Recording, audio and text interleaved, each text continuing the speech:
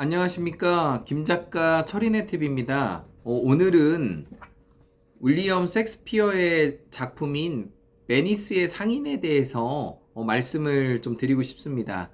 저도 예전에 읽고 최근에 다시 읽었더니 정리가 좀 잘 됐고요. 여기서 보시면 이제 등장인물들이 많이 나옵니다.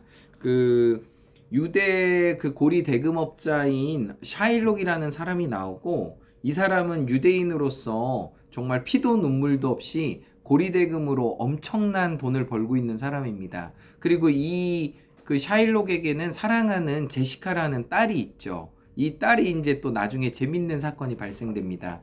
그리고 이제 주인공이 안토니오하고 바사니오가 나오는데, 안토니오는 상인이고 또 비즈니스에 탁월한 사람입니다. 그래서 그 배에다가 엄청난 재산 투자를 했고, 그 배가 돌아오면은 엄청난 부를 벌 수 있는 그런 사업가입니다. 근데 안토니오에게는 바사니오라는 절친이 있었는데, 이 친구는 또 비즈니스 감각은 좀 떨어지지만 또 신의가 있고 우정이 있는 친구입니다. 그래서 그 포셔라는 사람에게 결혼 청혼을 하려고 하는데, 그 결혼 청혼을 하는 그 포셔라는 사람은 델몬트 지역에 살고 있는 귀족입니다. 그래서 막대한 돈을 갖고 와서 결혼 테스트를 가기 위해서도 돈이 엄청 들어요. 그러니까 지금 생각하면은 이런 거죠. 우리가 결혼에 그 듀오 있죠, 듀오 같은 경우도 뭐 우리가 연으로 뭐 100만 원, 200만 원을 내고 뭐 5번, 6번의 만남을 주선해 주는 거죠. 그러니까 이때 당시도 이런 귀족을 만나려면 엄청난 돈이 있어야 만난다고 합니다.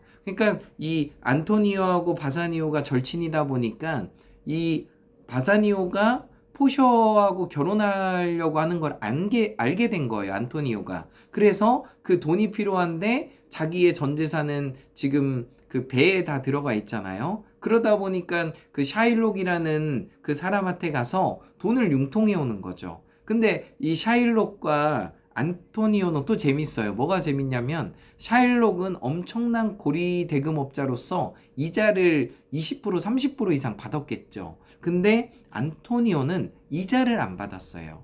멋지지 않습니까?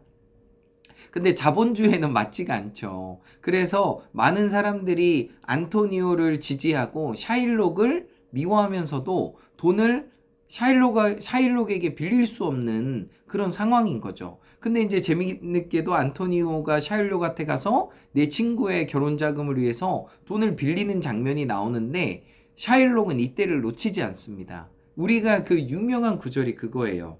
그래서 이 약속의 돈을 지키지 못하면 너의 살의 1파운드를 가져가겠다, 뭐 죽이겠다는 거죠. 이렇게 약속을 하면서 바사니오가 절대 이거를 쓰지 마라 얘기를 했는데, 안토니오는 발음이 잘 안 되네요. 안토니오는 어차피 내 배가 무사하게 들어올 거고, 그러면 나는 돈이 엄청나게 늘어날 거기 때문에 상관없다고 얘기합니다. 그렇게 해서 계약서를 쓰고, 또 바사니오는 포쇼라는 사람을 만나게 돼 있죠. 그래서 이제 포셔의 아버지가 돌아가시면서 그 딸의 결혼을 위해서 문제를 내요. 어떤 문제를 내냐면, 세 개의 상자를 보여주면서 첫 번째는 금상자, 은상자, 납상자를 보여주면서 여기에 그 포셔의 사진이 들어있는 상자를 찾아내면은 그와 결혼을 시키겠다는 게 아버지의 약속이에요. 근데 대부분의 왕자들 또 귀족들이 찾아와서 어떤 상자를 열었을까요? 다 탈락을 합니다. 그리고 그 탈락을 하면은 절대 그 다른 사람에게 청혼을 할 수 없어요. 그리고 또 이 어떤 상자를 뽑았다고 말을 할 수가 없어요. 이거에 대해서 선서를 하고 이 그 새 상자를 고르는 것입니다. 너무 재밌고, 저는 그 아버지가 정말 대단한 것 같아요. 딸에게 정말 자기를 사랑하고 또 그 지혜로운 남자를 구하기 위한 테스트인 거죠. 그래서 어찌됐든 그렇게 해서 그 안토니오가 돈을 꿨는데 소문이 돌기 시작해요. 안토니오의 배가 파산했다, 침몰했다, 이런 소문이 도는 거예요. 그러다 보니까 샤일록은 이때다 하면서 이 그 안토니오를 죽이려고 재판을 겁니다. 그래서 재판장에 모이면서 이 재밌는 이 이야기가 시작되는 거예요. 그 이야기가 시작되는데 그 판사가 얘기를 합니다. 판사가 샤일록, 네가 이 안토니오에 대해서 알지 않냐? 그리고 근데 이거 재밌는 얘기가 하나 빠졌네요. 바사니오가 포셔와 그 세 개의 상자 중에서 아버지가 원하는 상자를 뽑아요. 그걸 뽑고 결혼을 하죠. 그리고서 그 포셔라는 사람이 돈이 많으니까 그 친구의 어려운 상황을 알고 그 안토니오가 샤일록에게 빌린 돈을 2배, 3배를 가서 갚으라고 얘기를 해요. 근데 샤일록이 그 돈을 안 받는다는 거예요. 이 사람은 계약을 어길 때 살 1파운드를 받는 게 목적이라는 거죠. 그 사람을 죽이겠다는 거예요. 그래서 재판장에 다 모인 거예요. 사람들이 다 모여가지고 판사가 정말 이 돈을 2배, 3배 받고도 네가 안토니오를 용서하지 않겠느냐 했더니 나는 그 베니스에 전 재산을 줄지라도 계약을 어기는 사람을 싫어합니다. 저는 1파운드를 원하겠습니다. 이렇게 주장을 한 거예요. 그러니까 이 판사도 되게 난처한 거죠. 근데 이 판사가 고민을 하면서 판결을 내려요. 저는 이 장면이 솔로몬의 그 판결이라고 생각합니다. 솔로몬의 판결 아시죠? 그 아기가 엄마가 둘이 찾아와서 그 죽은 아이를 놓고 살인 아이를 놓고 싸우잖아요. 다 저 아이가 내 아이라고 하는데 솔로몬이 그 아이를 칼로 자르라고 하잖아요. 그랬더니 한 엄마가 칼을 자르라고 했더니 갑자기 생각이 안 나네요. 칼을 자르라고 했더니 한 엄마가 제발 죽이지 말라고, 내가 가짜라고 얘기를 하는 거예요. 그러니까 진짜 엄마는 생명을 귀하게 여기는 거예요. 그래서 그 아이의 진짜 엄마를 찾아줬던 솔로몬 얘기가 생각이 났어요. 그래서 그 판사가 어떻게 얘기를 하냐면, 샤일록, 네가 이제 나의 자비를 거절했으니 나도 너한테 자비를 베풀 수가 없다. 그러면서 안토니오의 살을 1파운드를 정확하게 베라고 해요.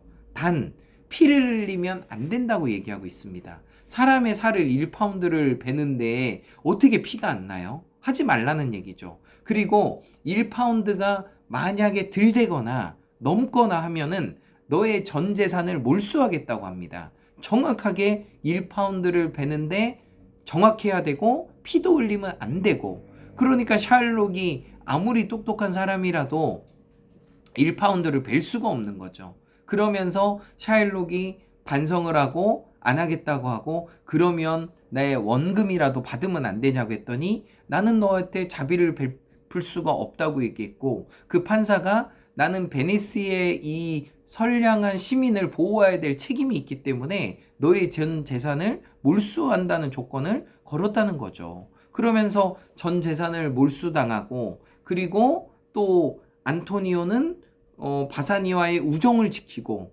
그리고 이 명판결로 인해서 또 행복한 그 마을의 평화가 찾아온 거죠. 그리고 또 마지막으로 그 안토니오의 배가 파산된 게 아니라 그